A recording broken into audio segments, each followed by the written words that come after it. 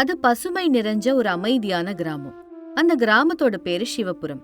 ராத்திரி மணி 1 ஆச்சு.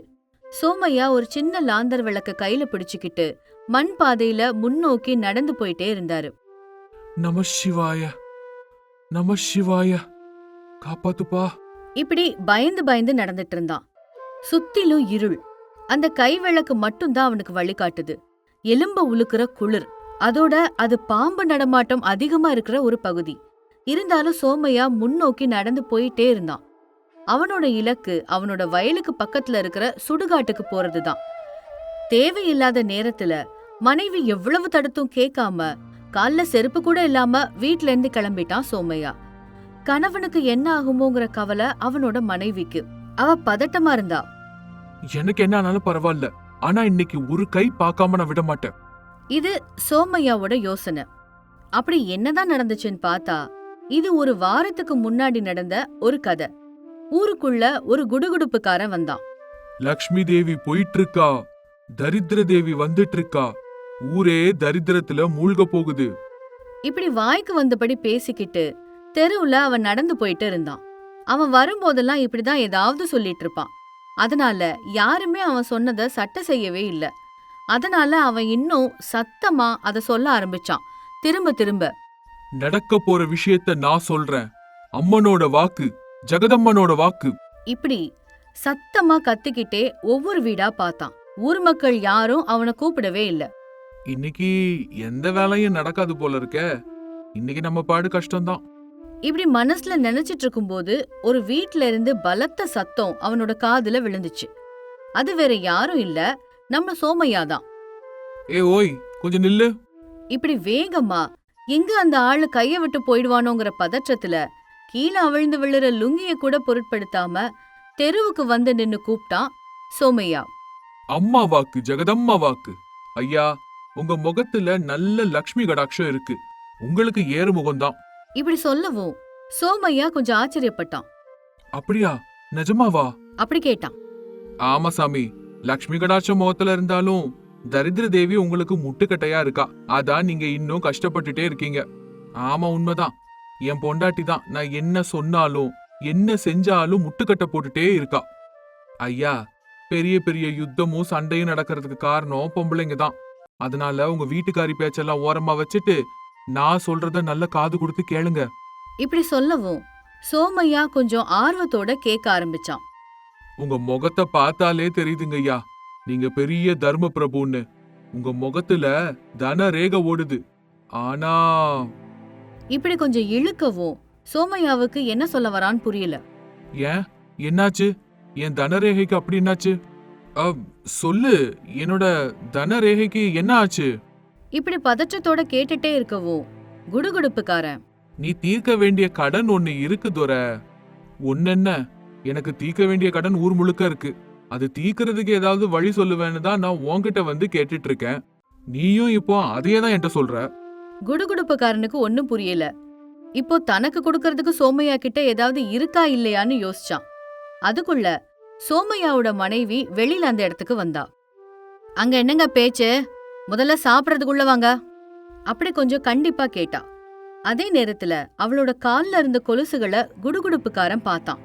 அவனோட மூளையில ஒரு திருட்டு புத்தி வேலை செஞ்சுது. ஐயா, நீங்க கிளம்புங்க, என்னது இது நேரங்காலம் எதுவும் இல்லாம? இப்படி அதட்டி பேசினான். அதுக்கு சோமையா தன்னோட மனைவிய பார்த்து, ஏய், முதல்ல நீ உள்ள போடி, எப்ப பார்த்தாலும் கத்திக்கிட்டு போ உள்ள, சொல்றேன்ல. சோமையாவோட மனைவி ரொம்ப சலிப்போட, போய் தொலைறேன், நான் போய் தொலைஞ்சதுக்கு அப்புறமாவது புத்தி வருதா பாப்போம், இப்படி சொல்லிட்டு உள்ள போயிட்டா. குடுகுடுப்புக்காரன் சோமையாவோட மனைவியோட கால்ல இருந்த கொலுசுகளை எப்படியாவது திருடணும்னு நினைச்சு சோமையா கிட்ட மெதுவா பேச ஆரம்பிச்சான். நீ சொன்னது நிஜம்தான் தோற. உன் மனைவி தான் உனக்கு பிரச்சனை, அவ தான் உன்னோட துரதிருஷ்டம். அவளோட கொலுசு சத்தம் தான் உன் வீட்டுல இருக்கிற தரித்திரத்துக்கு காரணம். அந்த கொலுசுல இருக்கிற துருவுல தான் தரித்திர தேவி உட்கார்ந்து ஆட்டி படைக்கிறா. சோமையா அந்த குடுகுடுப்புக்காரனையே பாத்துட்டு இருந்தான். அப்ப நான் இப்ப என்ன செய்யணும்? அதான் உன்னோட மனைவி, உன் மனைவி. அப்படியே இழுத்துக்கிட்டு தன்னோட மனசுல இருந்த ஆசைய சொல்லிட்டான். உன் மனைவியோட கொலுசுகளை நீ தூக்கி எறியணும். அந்த வார்த்தையை கேட்டதும் சோமையா அதிர்ச்சி அடைஞ்சான். என் பொண்டாட்டி எப்படி சும்மா விடுவான்னு நினைக்கிற? அப்படின்னா உங்க தரித்திரம் கூட உங்களை விட்டு போகாது. நீங்க எப்பவும் இந்த கடன் சுமையோட தான் இருக்கணும். அதுக்கப்புறம் உங்க இஷ்டம். இப்படி சொன்னதும் சோமையா பயந்து போயிட்டான். இன்னைக்கு நீங்க அந்த கொலுசை தூக்கி போட்டாதான் அதை விட பல மடங்கு செல்வத்தை அடைவீங்க. மூதேவி வீட்டை விட்டு வெளியில போனாதான் அதிர்ஷ்டம் தேடி வரும். இப்படி கண்ணை மூடிக்கிட்டு ஏதோ யோசிச்சு சில மந்திரங்களை ஓதுனான். முதல்ல வேகமா போய் உங்க மனைவியோட கொலுசை எடுத்துட்டு வாங்க, நமக்கு நிறைய நேரம் இல்ல. அப்படி ஏதோ அசரீரி கேட்டு சொல்ற மாதிரி சோமையா கிட்ட சொன்னான். சோமையா ஒரு புறம் பயத்தோடையும் மறுபுறம் ஆசையோடையும் உள்ள போனாரு. மனைவி மேல சத்தம் போட்டு கத்துனாரு. மனைவியோட அலறல் சத்தம் வெளியில இருக்கிற குடுகுடுப்பைக்காரனுக்கு கேட்டுட்டு தான் இருந்துச்சு. அப்படி கொஞ்ச நேரம் வாக்குவாதம் நடந்ததுக்கு அப்புறமா உள்ள சத்தம் அடங்கிடுச்சு. இதனால குடுகுடுப்புக்காரனுக்கு பயம் அதிகமாயிடுச்சு. உள்ள ஏதாவது அசம்பாவிதம் நடந்துருச்சா அல்லது மனைவி கொலுசுகளை தராம சோமையாவ உள்ளேயே தடுத்துட்டாளான்னு யோசிச்சுட்டு இருந்தான். அப்படி அவன் நினைச்சிட்டு இருக்கும் போதே உள்ள இருந்து கலைஞ்ச தலைமுடியும் கிழிஞ்ச சட்டையுமா வெளியில வந்தான் சோமையா. அவனோட கையில கொலுசு இருந்துச்சு. அப்பாடி, நம்ம நினைச்ச மாதிரியே நடந்துருச்சுப்பா. இப்படி சந்தோஷப்பட்டான் குடுகுடுப்புக்காரன். அப்படியே வெளியில வந்த சோமையா தன்னோட கையில இருந்த கொலுச வேகமா பக்கத்துல இருந்த கால்வாயில தூக்கி போட போனாரு. பதற்றமான குடுகுடுப்புக்காரன் சோமையாவை தடுத்து, சாமி சாமி, என்ன செய்ய போறீங்க? இந்த கொலுசை இப்படி கால்வாயில எல்லாம் போடக்கூடாதுங்க. அது உங்களுக்கு பெரிய தீங்கு கொண்டு வரும். அத என்கிட்ட இப்படி கொடுங்க, நான் அதை மந்திரிச்சு மண்ணுல புதைச்சு வச்சிடுறேன். எங்க புதைச்சு வைப்ப? நான் சுடுகாட்டுக்கு எடுத்துட்டு போய் புதைப்பேன். சுடுகாட்டுலயா? ஆமா, நான் இதை எடுத்துட்டு போய் நம்ம ஊர் எல்லையில இருக்கிற சுடுகாட்டுல புதைச்சு வச்சிடுறேன். நீங்க ஒரு 3 நாளுக்கு அப்புறமா அங்க போய் வறுமையிலேருந்து செல்வமா மாத்த போறதை எடுத்துட்டு போய் உங்களோட தலையெழுத்தை நீங்க மாத்திக்கோங்க. நீ எங்க புதைச்சு வைப்பேன்னு எனக்கு எப்படி தெரியும்? நானும் உன் கூட வரட்டுமா? தேவையில்ல. சுடுகாட்டோட வடக்கு திசையில இருக்கிற ரெட்டை கல்லறைக்கு நடுவுல நான் இத புதைச்சு வைக்க போறேன். அங்க 3 நாளைக்கு அப்புறமா நள்ளிரவுல போய் நீங்க இத தோண்டி எடுத்துக்கலாம். சரி, அப்படியே செய்றேன். அப்படி ரொம்ப சந்தோஷமா சொன்னா சோமையா. அப்புறம் இன்னொரு விஷயத்த மறந்துடாதீங்க. இத நீங்க எடுக்கிறதுக்கு முந்தின நாள் முழுக்க எதுவும் சாப்பிடாம உபவாசம் இருக்கணும். ஒரு சொட்டு தண்ணீர் கூட நீங்க குடிக்க கூடாது. அப்படித்தான் அந்த சுடுகாட்டுக்குள்ள நீங்க கால் எடுத்து வைக்கணும். இல்லனா இல்லனா என்ன ஆகும்? உங்க செல்வத்தை காவல் காத்துக்கிட்டு இருக்கிற ஆவிகளே உங்களை கொன்னு தின்னுடும். இப்படி குடுகுடுப்புக்காரன் வாய்க்கு வந்த பொய்யெல்லாம் அடிச்சு விட்டான். அது சரி, செல்வம்னா எவ்வளோ இருக்கும்னு கொஞ்சம் நீங்க யூகிக்க முடியாத அளவுக்கு. ஒருவேளை எல்லாத்தையும் நீயே எடுத்துட்டு போயிட்டா என்ன பண்றது? அது உன் சொத்து துரை, உன் கைக்கு மட்டும்தான் அது கிடைக்கும். என்ன மாதிரி ஆளுங்க கையில அது வெறும் சாம்பலுக்கு சமம். என்ன மாதிரி ஆளுங்க வேற யாராவது தொட்டா அது அப்படியே மண்ணாயிடும். அது உண்டு, உனக்கு மட்டும்தான் கையில கிடைக்கும். இப்படி சொல்லவும் சோமையாவுக்கு பேராசை வந்துச்சு. தன்னோட கையில இருந்த கொலுச குடுகுடுப்புக்காரன் கிட்ட கொடுத்தான். அத வாங்கிக்கிட்டு குடுகுடுப்புக்காரன் தன்னோட கைப்பையில போட்டுக்கிட்டு, அம்மா சொல்றா, ஜெகதம்மா சொல்றா, இப்படி முன்னாடி நடந்து போனான். அப்படி தன்னை விட்டு தூரமா தள்ளி போற குடுகுடுப்புக்காரன கண் நிமிக்காம பாத்துட்டு இருந்தான் சோமையா. அப்படி கண்களை மூடி திறக்கிறதுக்குள்ள அவன் எதிர்பார்த்த அந்த 3வது நாளும் வந்துச்சு. சோமையாவோட மனைவி வீட்டுல புலம்பிக்கிட்டே இருந்தா. எனக்குன்னு இருந்த எங்க அம்மா வீட்டு நினைவா வச்சிருந்த கொலுசையும் இப்படி சாம்பல் ஆக்கிட்டீங்கல்ல, அறிவு இருக்கா? சாம்பல் இல்லடி பைத்தியம், தங்கம். இன்னும் கொஞ்ச நேரத்துல அது என் கைக்கு கிடைக்க போகுது. அதையும் பார்க்கலாம். பாக்குறது என்னடி? அந்த பணத்தை வச்சு நான் என்ன செய்ய போறேன்னு மட்டும் பாரு. வேற என்ன செய்ய போறீங்க? இருக்கிற கடனை தீக்க போறீங்க. கடனை கொடுக்கணுமா? வர்ற பணத்தை எல்லாம் கடன் கொடுத்தவங்களுக்கே கொடுத்துட்டா அப்புறம் நான் என்ன செய்யறது? அப்போ கடன் எல்லாம் தீக்கணுங்கிற எண்ணம் சுத்தமா உங்களுக்கு இல்ல? இல்லடி, வர்ற பணத்தை வச்சு ஜாலியா வாழணுங்கிற எண்ணம் தான் எனக்கு இருக்கு. போதுமா? நமக்குன்னு இருந்தது அந்த கொலுசு மட்டும்தான். நாளைக்கு நமக்கு ஏதாவது ஒண்ணுன்னா அப்போ நம்மள தவிர மத்தவங்களுக்கு ஏதாவது ஆகுமே தவிர நமக்கு ஒன்னும் ஆகாது. எங்க அந்த கடப்பாரையும் மண் வெட்டி எடுத்துட்டு வா, அப்படியே பையையும் எடுத்துட்டு வா. எல்லாத்தையும் அள்ளி போட்டு கொண்டு வரணும்ல. சோமையா அதை எடுத்துக்கிட்டு சுடுகாட்டை நோக்கி நடந்தாரு. சுடுகாட்டுக்கு பக்கத்துல வரும்போது அவருக்கு சொல்ல முடியாத பயம் வந்துச்சு. ஆனா பணத்து மேல இருந்த பேராசையினால தன்னோட உயிர் மேல இருந்த ஆசைய கூட விட்டுட்டு சுடுகாட்டுக்குள்ள கால் எடுத்து வச்சாரு. சுத்திலும் பிணங்கள் எரியிற தீ மூட்டங்கள். அப்போதான் இருட்ட ஆரம்பிச்சிருந்தது. அந்த தீ வெளிச்சத்துல அந்த கொலுசு புதைக்கப்பட்ட இடத்த தேடிக்கிட்டு இருந்தாரு. ரெட்ட சமாதிகள்னா இது மாதிரி தான் இருக்கு. அப்படி சொல்லிட்டு குடுகுடுப்புக்காரன் சொன்ன அந்த ரெட்ட கல்லறைகள் பக்கத்துல போனாரு. இங்கெங்க புதைச்சு வச்சிருப்பான்? இப்படி தேடிக்கிட்டு இருந்தான். சுத்தி இருந்த புதர்களையும் முள்செடியையும் தன்னோட கையில இருந்த மண்வெட்டியால வெட்டி எரிஞ்சு கடைசியில அந்த கொலுசுகள் புதைக்கப்பட்ட இடத்த கண்டுபிடிச்சான். சோமையாவோட கண்கள்ல மகிழ்ச்சி. கையில இருந்த மண்வெட்டிய பக்கத்துல போட்டுட்டு ஆவலோட கடப்பாறைய வச்சு அந்த இடத்துல தோண்டுனான். மேல இருந்த மண்ணெல்லாம் அகற்றிட்டு அந்த இடத்த முழுமையா தோண்டி பார்த்தான். அங்க ஒரு குழி உருவாச்சு. அந்த குழிக்குள்ள சோமையா உற்று பார்த்த போது அதுக்குள்ள மந்திரிச்ச எலுமிச்சம்பழமும் காஞ்ச மிளகாயும் தவிர வேற எதுவுமே இல்ல. சோமையாவுக்கு தான் ஏமாற்றப்பட்டுட்டோம் அப்படிங்கறது அப்புறம்தான் புரிஞ்சுது. சோகத்தோட வீட்டுக்கு வந்தாரு. மனைவி வெளியில தான் இருந்தா. அவன் முகத்தை பார்த்தே என்ன நடந்திருக்கோன்னு அவ புரிஞ்சுக்கிட்டா. நான் எத்தனை தடவை சொன்னேன், கொஞ்சமாச்சு கேட்டியா? இவ்ளோதான், என் பேச்சுக்கு மதிப்பே இல்ல. நான் செத்து போனாதான் உனக்கு என்னோட அருமையும் என் பேச்சோட அருமையும் தெரியும். இப்படி அழுதுகிட்டே சாபம் கொடுத்துட்டு இருந்தா. அவளோட பேச்ச கேட்டதும் சோமையாவுக்கு கட்டுக்கடங்காம கோபம் வந்துச்சு. இப்படி எல்லாம் நடக்க வாய்ப்பு இருக்குன்னு அந்த குடுகுடுப்புக்காரன் முன்னாடியே சொன்னான். இன்னைக்கு அந்த பணம் கிடைக்காட்டியும் நாளைக்கு கிடைக்கும். அந்த பணத்தை சுடுகாட்டுல இருந்து எடுக்கிற வரைக்கும் நான் வீட்டுக்குள்ள கால் எடுத்து வைக்க மாட்டேன். இப்படி வீட்டு வாசல்லயே உட்கார்ந்துகிட்டா சோமையா. அப்படியே மதியம் ஆச்சு. மனைவி சாப்பாடு கொண்டு வந்து சாப்பிட சொன்னா. ஆனா அவர் சாப்பிடல. சாப்பிடுங்க, கொஞ்சம் சாப்பிடுங்க. எனக்கு மான ரோஷம் எல்லாம் இருக்கு. இன்னைக்கு ராத்திரி அந்த பணத்தை கொண்டு வந்துட்டு தான் இந்த வீட்டுக்குள்ள நான் வருவேன், இந்த சாப்பாட்டை சாப்பிடுவேன். அது வரைக்கும் பொச்ச தண்ணி கூட பல்லுல படாம தான் இருப்பேன். அப்படி சொன்னா. இருட்டுனதும் மறுபடியும் எல்லா சாமானையும் எடுத்துட்டு சுடுகாட்டுக்கு போனான். சோமையாவோட மனைவி அதை பார்த்து, வேண்டாங்க, என் பேச்ச கேட்டு அதை விடுங்க. பிடிவாதத்துக்கும் பேராசைக்கும் போனா உயிர் தான் போகும். இனிமேலாவது கஷ்டப்பட்டு வேலை செய்யுங்க. இருக்கிற பணம் நமக்கு போதும். அன்னைக்கு சுடுகாட்டுல இருந்தப்போ நம்ம அதிர்ஷ்டம் நல்லா இருந்ததுனால உங்களுக்கு ஒன்னும் ஆகல. இப்படிப்பட்ட செல்வம்லாம் நமக்கு வேண்டாங்க. அது போனா போட்டும். 2 பேருமே கஷ்டப்பட்டு சம்பாதிச்சு அதுல நல்லா இருக்கலாம். இருந்தாலும் அவ பேச்ச கேட்காம சோமையா பக்கத்துல இருந்த விளக்க எடுத்துக்கிட்டு சுடுகாட்டை நோக்கி நடந்து போனா. முதல்ல சொன்னது போலவே அந்த இருட்டுல கைவிளக்க பிடிச்சுக்கிட்டு முன்னேறி போயிட்டு சுடுகாட்டோட வாசல அடைஞ்சான். உள்ள கால் வைக்கிற நேரத்துல சோமையாவோட கால்ல ஏதோ கடிக்கிற மாதிரி இருந்துச்சு.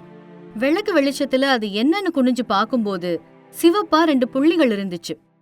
பாம்பு கடிச்சிருக்குமோ அப்படின்னு நினைக்கிறதுக்குள்ளேயே வாயில நொர தள்ளி கீழே விழுந்துட்டாரு சோமையா. என்னாச்சு, இவ்வளோ நேரம் ஆயிடுச்சே, இன்னும் வரக்கானோ? இப்படி நினைச்சுக்கிட்டு அவளும் சுடுகாட்டுக்கு புறப்பட்டு போனா.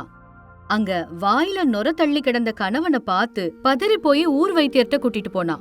2 நாட்களுக்கு அப்புறமா சோமையா கண் முழிச்சு பார்த்தான். செல்வம்லாம் கிடைச்சதா? சுடுகாட்டுல நீ போய் தேடுனியா? இப்படி மனைவிய பார்த்து கேட்டாரு சோமையா. பக்கத்துல இருந்த வைத்தியர் இதை கேட்டு, தம்பி, உயிருக்கே ஆபத்து வந்து நீ மாறலையா?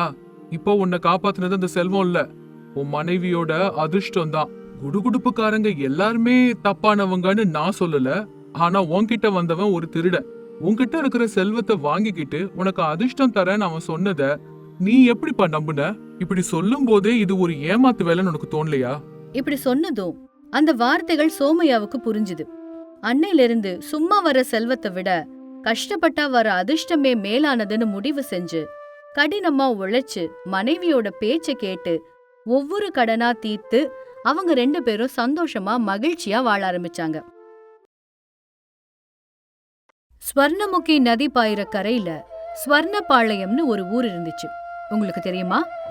தங்கம் அதிகமா செய்யறவங்க ஒரு காலத்துல அங்க இருந்தாங்கங்கிறதுனால ஸ்வர்ணபாளையம்னு அந்த பேர் வந்துச்சு. அந்த ஊரோட வரலாற பத்தி எனக்கு என்னன்னு கேக்குறீங்களா? இப்போ நம்ம தெரிஞ்சுக்க போற கதை இந்த ஊரை பத்தினது கிடையாது. இந்த ஊர்ல இருக்கிற ஜமீன்தார் ராஜா ரவிவர்மா பத்தின கதை. என்னன்னு பாக்கலாமா? அதோ அவரே வந்துட்டாரு. டேய், பூஜையில எந்த குறையும் இல்லாம பாத்துக்கோங்க. எவ்வளோ செலவானாலும் பரவாயில்ல, அந்த கோயில் கட்டுமானம் முடிஞ்சாகணும். எங்க வம்சத்தோட பேரு தலைமுறை தலைமுறையா அப்படியே நிலைச்சு நிக்கணும். சுத்தி இருக்கிறவங்க பார்த்து ஆச்சரியப்படணும். புரிஞ்சுதா? இப்படி பூஜை செஞ்சுக்கிட்டு கோயில்களை கட்டிக்கிட்டு நல்ல பேரு சம்பாதிச்சு வச்சிருந்தாரு. உண்மையை சொல்லணும்னா அப்படி நல்ல பேரு சம்பாதிச்சிட்டோன்னு அவரே நினைச்சுக்கிட்டாரு. கடவுளுக்கு கொடுக்கறது ரொம்ப புண்ணியம். அந்த புண்ணியம் தான் நம்மள காப்பாத்த போகுது. அதே ஊர்ல ராமர் கோயிலுக்கு பக்கத்திலேயே நரசையான்னு ஒரு நபர் பானைகள் செஞ்சிட்டு இருந்தாரு. ஓம் நம சிவாய. இப்படி மனசுலயே பிரார்த்தனை பண்ணிக்கிட்டு பானைகள் செஞ்சிட்டு இருந்தாரு. ஆனா எந்த நாளும் கடவுளை கும்பிட்டு எனக்கு அது வேணும் இது வேணும்னு கேட்டதே இல்ல. ஒருவேளை உழைப்ப நம்பியவன் எப்பவுமே கர்மாவை நம்ப மாட்டானோ என்னவோ. ராதம்மா, சாப்பிட்டியா? கொஞ்சமா சாப்பிடமா. தன்னோட மனைவிக்கு சேவைகள் செஞ்சிட்டு இருந்தாரு. ஏன்னா மனைவிக்கு சின்ன வயசுலயே பக்கவாதம் வந்துருச்சு. இப்ப இருக்கிற மாதிரி சின்ன குறைக்கே விட்டுடுற அளவிற்கான சுதந்திரம்லாம் அவங்களுக்கு இல்லல்ல. அதனால மனைவிய கண் இமை மாதிரி பாத்துக்கிட்டாரு. உங்களுக்கு நான் ரொம்பவும் பாரமாயிட்டேன், என்ன விட்டுடுங்க, நீங்க தயவு செஞ்சு இன்னொரு கல்யாணம் பண்ணிக்கிட்டு சந்தோஷமா இருங்க. இப்படி மனைவி ராதம்மா எப்பவும் நரசையா கிட்ட சொல்லிக்கிட்டே இருப்பா. வாய மூடிட்டு இருக்கியா? நான் செய்யற பானையா இருந்தா ஒன்னு உடைஞ்சு போச்சுன்னா இன்னொன்னு பண்ணிக்கலாம்னு எடுத்துக்கலாம். நீ என் வாழ்க்கைய பகிர்ந்துகிட்ட மனைவி, உன்னை எப்படி நான் கைவிட முடியும்? அப்படி தன்னோட மனைவிய சின்ன குழந்தை மாதிரி பாத்துக்கிட்டாரு. ஆனா எந்த நாளும் கடவுள்கிட்ட போய் தன்னோட கஷ்டத்தை சொல்றதோ ஏதாவது கொடுன்னு கேக்குறதோ செஞ்சதே இல்ல. இன்னொரு பக்கம் ரவிவர்மா மட்டும், அந்த மீன் குளம் ஏலம் எனக்கே வந்துருச்சுன்னா உனக்கு வெள்ளி காப்பு செஞ்சு போடுறேன். கடவுளே, அந்த புறம்போக்கு நிலத்தை என் பேர்ல நான் எழுதிக்கிறேன். எந்த தடங்களும் வராம நீதான்ப்பா பாத்துக்கணும். இப்படி கடவுள்கிட்ட வேண்டிக்கிட்டே இருந்தாரு. இந்த நரசையா என்ன வாய திறந்து கேட்கவே மாட்டேங்கிறான் அப்படின்னு கடவுள் கோவப்பட்டாரோ என்னவோ. அவனோட கஷ்டங்கள் எல்லாம் அப்படியே தான் இருந்துச்சு. ஒரு நாள் ரவிவர்மா வீட்ல இருக்கும்போது அங்க அவர்கிட்ட வேலை செய்யற பண்ணையாள் ராமையா வந்தான். ஐயா, கும்பிடுறேனுங்க. ராமையா, சொல்லு, என்ன விஷயம்? எங்க அம்மாவுக்கு உடம்பு முடியலங்க ஐயா, ஏதோ வியாதிங்க. நீங்க தான் கொஞ்சம் தயவு காட்டணும். அப்படி ரொம்ப பவ்யமா கைய கட்டிக்கிட்டு கேட்டான். நான் என்ன செய்ய முடியும்? கொஞ்சம் பணம் ஏதாவது கொடுத்தா. அப்படி கேட்கலாமா வேண்டாமான்னு தயங்கிக்கிட்டே தான் கேட்டான். பாரு ராமையா, பிறக்கிறதும் இறக்குறதும் மனுஷங்க கையிலயா இருக்கு. அந்த கடவுளை நம்பிக்கிட்டு தைரியமா போயிட்டு வா. அது இல்லைங்க ஐயா, வைத்தியம் பார்த்தா அம்மா பிழைச்சிருவாங்கன்னு நம்ம வைத்தியர் சொன்னாரு. வைத்தியர் என்ன கடவுளா? இல்ல கடவுளை விடவும் வசந்தவனா? கடவுளை மட்டும் நம்பு. இப்படி சொல்லிட்டு எந்திரிச்சு போயிட்டாரு. ராமையாவுக்கு என்ன செய்யறதுன்னு புரியாம மௌனமா போயிட்டான். சில நாட்களுக்கு அப்புறமா ரவிவர்மா கிட்ட ஒரு பூசாரி வந்தாரு. ஐயா, நமஸ்காரம். நமஸ்காரம். சொல்லுங்க. தெய்வ விக்கிரகங்களுக்கு வெள்ளி கிரீடங்களை விட தங்க கிரீடங்கள் அம்சமா இருக்கும்னு நான் நினைக்கிறேன். நீங்க என்ன நினைக்கிறீங்க? அப்படியே செஞ்சிடலாம். என் வம்சத்தோட பேர் இதனால தலைமுறை தலைமுறையா நிலைச்சு நிக்கணும். இதுக்கு எவ்வளவு செலவானாலும் பரவாயில்ல. இப்படி கௌரவமா சொன்னாரு. இப்படி நடந்துட்டு இருக்கிற சமயத்துல ஆச்சாரி நரசையாவோட வீட்டுக்கு போய் ராதாமாவை பார்த்தாரு. நம்மளோட முயற்சி பலிச்சிருக்கு நரசையா. வைத்தியத்துக்கு உடல்நிலை நல்ல ஒத்துழைச்சிருக்கு. இப்படி ஆச்சாரியார் சொன்னதும் நரசையாவோட முகத்துல 1000 பௌர்ணமிகளோட வெளிச்சம் தெரிஞ்சது. ஒருவேளை எல்லாம் முடிஞ்சிருச்சுன்னு நினைக்கிற நேரத்துல வர்ற மின்மினி பூச்சி அளவு வெளிச்சம் கூட பல்லாயிரக்கணக்கான சூரியனுக்கு சமந்தானே. அப்படின்னா நீங்க சொன்ன மாதிரியே செஞ்சிடலாம், செய்யலாம். ஆனா இப்படி ஆச்சாரியார் தடுமாறிக்கிட்டே சொன்னாரு. நரசையாவுக்கு அவரோட முகத்துல இருந்த கவலை தெரிஞ்சது. என்ன ஆச்சுங்க ஐயா? அதுக்கு இமயமலையிலேருந்து மூலிகைகளை வரவழைக்கணும், ரொம்ப செலவாகும். அப்படி பெரிய சம்மட்டி அடி மாதிரி ஒரு வார்த்தையை சொன்னாரு. ஒரு நிமிஷம் நரசையாவுக்கு ஒண்ணுமே புரியல. ஆச்சாரி சொல்லிட்டு அங்கிருந்து கிளம்பி போயிட்டாரு. நான் சொன்ன வார்த்தையை கேட்டு என்னை விட்டுடுங்க. என்னால அளவுக்கு மீறின செலவை தவிர உங்களுக்கு எந்த லாபமும் இல்ல. இப்படி எப்பவும் போல பேச ஆரம்பிச்சா ராதாம்மா. நரசையா எந்த பதிலும் சொல்லாம மௌனமா தன்னோட பானைகளுக்கு பக்கத்துல போய் உட்கார்ந்து யோசிச்சுட்டு இருந்தாரு. அதுக்குள்ள அங்க இருந்த ஜமீன்தார் பங்களாவில இருந்து ஒரு மனுஷன் வந்தான். டே நரசையா, ஜமீன்தார் ஒரு பானை வாங்கிட்டு வர சொல்லி சொன்னாருடா, இதோ பணம். இப்படி அலட்சியமா தூக்கி போட்டான். சந்தன மரத்துக்கு கீழே இருக்கிற அருகும் புல்லுக்கு அந்த நறுமணம் வர்ற மாதிரி கர்வம் உள்ளவன் கிட்ட வேலை பார்த்தா இவனுக்கும் கர்வம் வரும் போல. நரசையா அதெல்லாம் பொருட்படுத்தவே இல்ல. அங்க இருக்க எடுத்துக்கோ. அப்படி ஏதோ யோசனையில இருந்தபடி சொன்னான். அந்த ஆளும் பானையை எடுத்துக்கிட்டு போயிட்டான். ஆனா 2 பேருமே ஒரு விஷயத்த கவனிக்கல. நரசையா எப்பவோ சாப்பிட்ட மாம்பழத்தை அந்த பானையில போட்டிருந்தான். கொஞ்சம் மண்ணு இருந்ததுனால அந்த மாங்கொட்டை முளை விட்டு இருந்துச்சு. ஆனா அதை யாரும் கவனிக்கவே இல்ல. அந்த பண்ணையாள் பானையை எடுத்துக்கிட்டு புறப்பட்டான். அவன் புறப்பட்டு போனதுக்கு அப்புறமா அவன் வீசி அடிச்ச பணத்தை பையில போட்டுக்கிட்டு நரசையா தன்னோட மனைவிக்கு சோளம் வாங்கலான்னு போனாரு. இதை எல்லாத்தையும் கடவுள் பாத்துட்டு இருந்தாரு. ஆனா நரசையா கடவுளை கும்பிட்டு எனக்கு இது வேணும்னு கேட்டதே இல்ல. இப்படி நடந்துட்டு இருக்கையில சாஸ்திர சம்பிரதாயம் எல்லாம் பாக்குற ஜமீன்தார் அவரோட பங்களாவில பூஜை நடந்துட்டு இருந்துச்சு. இந்த மாதிரி ஒரு யாகத்தை சொத்து பக்கத்துல யாருமே செய்யல. ரவிவர்மா ஐயா, உங்களோட சக்தி அமோகமானது. அப்படி புகழ்ச்சி மழைய பொழிஞ்சாரு. அந்த புகழ்ச்சிக்கு ரவிவர்மா மீசைய முறுக்கி விட்டாரு. அந்த பானையை எடுத்துட்டு வாங்க. நவதானியங்களை வச்சிட்டா பூஜை நிறைவடைஞ்சிரும். இப்படி சொன்ன உடனே பானையை எடுத்துட்டு வந்தாங்க. அதுல மாம்பழ கன்று இருக்கிறத எல்லாரும் கவனிச்சாங்க. என்ன இது, மாஞ்செடி வளர்ந்திருக்கு? கண்ணு வளர்ந்திருக்கிறது ஒரு பெரிய சுபசகுனம். இப்படி பூசாரி சொன்னதும் ஜமீன்தாருக்கு ரொம்ப சந்தோஷமா போயிடுச்சு. ஆனா ஒரு விஷயம், இந்த பானை எக்காரணத்தை கொண்டு உடையக்கூடாது. ஒருவேளை உடைஞ்சதுன்னா மிகப்பெரிய பரிகாரம் பண்ணணும்.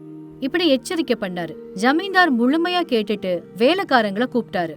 காத்து கூட படாத இடத்துல இதை பத்திரப்படுத்துங்க. இப்படி கட்டளையிட்டாரு. ஜமீன்தார் சொன்னதுனால நல்ல பலத்த பாதுகாப்புள்ள அறையில அந்த பானைய பத்திரப்படுத்தி வச்சாங்க. தினமும் காலையில ஜமீன்தார் அந்த பானைய கும்பிட்டுட்டு போவாரு. அந்த கடவுளோட அனுகிரகம் எனக்கு இருக்கு, அதனாலதான் இப்படி கருணை காட்டியிருக்காரு. இப்படி உள்ளுக்குள்ளேயே பூரிச்சு போனாரு. அது மட்டும் இல்ல, சுத்தி இருக்கிறவங்க கிட்டயும் சொல்லுவாரு. இன்னொரு பக்கம் நரசையா மட்டும் தன்னோட மனைவிக்கு சிகிச்சை அளிக்கிறதுக்காக பணத்துக்காக முயற்சி பண்ணிட்டு இருந்தாரு. தனக்கு இருந்த நிலத்தை விக்கணும்னு நினைச்சாரு. அது கொஞ்சம் தூரமா இருந்ததுனால அந்த விஷயம் நடக்கல. வீட்டை அடமானம் வைக்கணும்னு நினைச்சாரு. ஆனா யாருமே முன் வரவே இல்ல. என்ன பண்றதுன்னு யோசிச்சாரு. கைவிட்டுற கூடாது, என் மனைவியை எப்படியாவது காப்பாத்தியே ஆகணும். இப்படி நினைச்சுக்கிட்டு இருந்தாரு. ஆனா ஒரு நாள் ஜமீன்தார் பானைக்கு பக்கத்துல போன போது அந்த பானையில விரிசல்கள் காணப்பட்டுச்சு. அத பார்த்த உடனேயே ஜமீன்தாரோட நெஞ்சு உடைஞ்சே போச்சு. டேய், யாரா அங்க? அப்படி சத்தமா கூப்பிட்டாரு. பண்ணையாள், வேலை செய்யறவங்க எல்லாரும் பதறி அடிச்சு ஓடி வந்தாங்க. இது எப்படி நடந்துச்சு? என்ன ஆச்சு? அப்படி சத்தமா கேட்டாரு. பூசாரி கூட சத்தம் கேட்டு அவசர அவசரமா அந்த இடத்துக்கு ஓடி வந்தாரு. இது எப்படி நடந்துச்சுன்னு எங்களுக்கே தெரியல பூசாரி ஐயா, இதுக்கு என்ன பரிகாரம்? இப்படி பயந்துகிட்டே கேட்டாரு. பூசாரி பஞ்சாங்கம் எல்லாத்தையும் ஆராய்ஞ்சிட்டு, ஜமீன்தார் ஐயா, இந்த பானை செஞ்ச குயவனுக்கு இந்த பானை நிறைய பணம் கொடுத்து வேற பானைய வாங்கிட்டு வந்து அதுல ஒரு மாங்கன்ற நட்டு வைக்கணும். அப்படி சொன்னாரு. அப்படியே செய்றேன். அந்த பானை நிறைய பணத்தை எடுத்துக்கிட்டு ஜமீன்தார் சுயமா நரசையாவோட வீட்டுக்கு ஓடினாரு. ஐயா, நீங்க? இப்படி நரசையா ஆச்சரியமா பாத்துட்டு இருந்தான். நரசையா, ஏன் எதுக்குன்னா எதுவும் கேட்காத, இந்த பணம் மொத்தத்தையும் எடுத்துக்கோ. இவ்ளோ பணம் எனக்கு எதுக்குங்க ஐயா?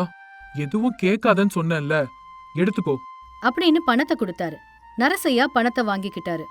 நாளைக்கு சாயங்காலத்துக்குள்ள நல்ல பானையா ஒண்ணு செஞ்சு கொடு. அப்படி சொல்லிட்டு போயிட்டாரு ஜமீன்தார். நரசையா அந்த பணத்தை பார்த்து தன்னோட மனைவியின் பக்கம் பார்த்தாரு. உடனே ஜமீன்தார் கேட்டபடி பானைய செஞ்சு அனுப்புனாரு. அந்த பணத்தை எடுத்துக்கிட்டு ஆச்சாரியார்ட்ட கொடுத்தாரு. ஆச்சாரியார் உடனே மூலிகைகளை வரவழைச்சு வைத்தியம் செஞ்சாரு. கொஞ்சம் பணம் மிச்சம் இருந்ததுனால தன்னோட நண்பனான ராமையாவுக்கும் கொடுத்தாரு. ராமையா தன்னோட தாயை காப்பாத்திக்கிட்டான். மூலிகைகள் வந்ததும் ஆச்சாரியார் ராதா அம்மாவுக்கு வைத்தியம் பார்த்தாரு. நரசையா, உன் கஷ்டத்துக்கெல்லாம் பலன் கிடைச்சிருச்சு. ராதாமா பரிபூர்ணமா குணமாயிட்டா. அப்படி சொன்னதுமே நரசையாவோட சந்தோஷம் அந்த வானத்தையே எட்டி பிடிச்சுது. அந்த கடவுள் என் மேல கருணை காட்டிட்டாரு, என் மனைவி எனக்கு திரும்ப கிடைச்சிட்டா. அப்படி சந்தோஷத்துல துள்ளி குதிச்சாரு. செஞ்சதெல்லாம் கடவுள் தான்னு நரசையாவுக்கு எப்படி தெரிஞ்சது? இன்னொரு பக்கம் ஜமீன்தார் மட்டும் பயந்து பயந்து வாழ்ந்துட்டு இருந்தாரு. அந்த பானைய பாத்துக்கிட்டு இருந்தாரு. நரசையா ராதாமா தம்பதியர் மட்டும் சந்தோஷமா வாழ்ந்துட்டு இருந்தாங்க. கடவுள் யார் பக்கத்துல இருக்காருன்னு நீங்களே இப்ப தெரிஞ்சுக்கோங்க. அதெல்லாம் சரி, இப்போ உங்ககிட்ட ஒரு கேள்வி. அந்த பானையில எப்படி விரிசல் விழுந்துச்சுன்னு தெரியுமா? பானையில எப்படி விரிசல் விழுந்துச்சுன்னு யாருக்கும் தெரியாது. ஆனா அன்னைக்கு ராத்திரி பலமா காத்து வீசிச்சு. அரை பலமா சாத்தப்பட்டிருந்தாலும் இயற்கைக்கு முன்னாடி மனுஷனோட சக்தி எவ்வளவு சின்னதுன்னு காட்டுச்சு. அந்த பலமான காத்துக்கு பானையில இருந்த அந்த மாஞ்செடி கொஞ்சம் அசைஞ்சு கொடுத்துச்சு. பானையோட சுவர்கள்ல அழுத்தம் கொடுத்துச்சு. சின்ன சின்ன விரிசலா விட ஆரம்பிச்சு. அப்புறம் அது பெரிய விரிசலா மாறிச்சு. வெளியில பெரிய யாகம், பெரிய பெரிய பூஜை பண்றவங்கள விட மனசுல சுயநலம் இல்லாம அன்போட உழைப்ப நம்புறவன் கிட்டதான் கடவுளுடைய அனுகிரகம் இருக்கு. ஒரு நாள் ரவிவர்மா நரசையாவோட வாழ்க்கைய பார்த்து அவர் பண்ணின தப்பு என்னன்னு உணர்ந்தாரு. கடவுளுக்கு செய்யறதை விட மனுஷனுக்கு உதவி பண்றதுதான் முக்கியம்னு அவர் இப்ப புரிஞ்சுக்கிட்டாரு. அன்னையில இருந்து அவர் கூட மாறி தேவைன்னு கேட்டு வந்தவங்களுக்கு உதவி பண்ண ஆரம்பிச்சாரு.